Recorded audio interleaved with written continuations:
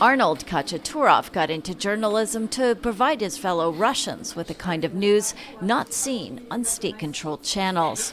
Then Russia invaded Ukraine and imposed new media restrictions that upended the Moscow-based reporter's career. Every independent media in Russia was thinking how to continue, and because they were all blocked in a few days after the war started. Kachaturov is one of more than 1,500 Russian journalists estimated to be living in exile. This year, his news outlet, Novaya Gazeta Europe, opened a third European office in Paris.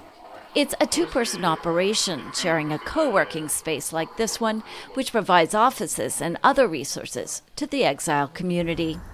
Kachaturov covers European and Russian news for audiences inside and outside his home country, including the latest on the war in Ukraine. Inside Russia, the topic is heavily censored.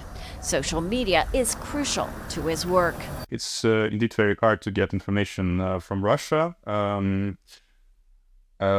not only because we're not physically there, but also because we are an undesirable organization, which means for the people who talk with us, it's a real danger. Novaya Gazeta Europe is one of dozens of media outlets that Moscow has labeled undesirable, a designation that puts its staff and sources in and out of Russia at risk of legal action and imprisonment. It always has been difficult for journalists, independent journalists in Russia, but the situation is getting worse since the war in Ukraine, with the whole military censorship. You can be put in prison for anything.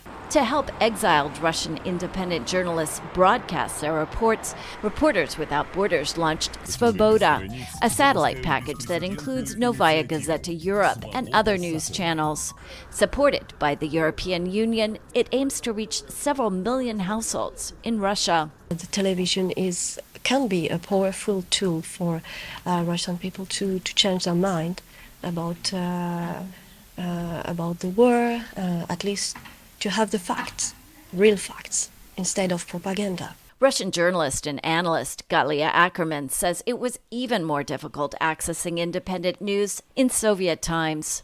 Living in Moscow decades ago, she and her husband listened to foreign radio late at night when there was less jamming. My parents never came to listen with us. They didn't care, because for them it was simpler not to know.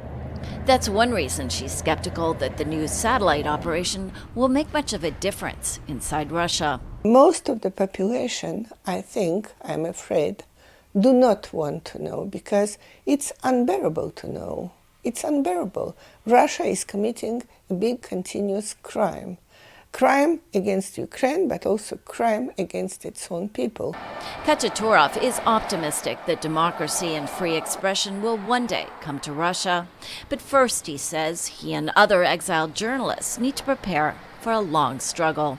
Lisa Bryant, VOA News, Paris.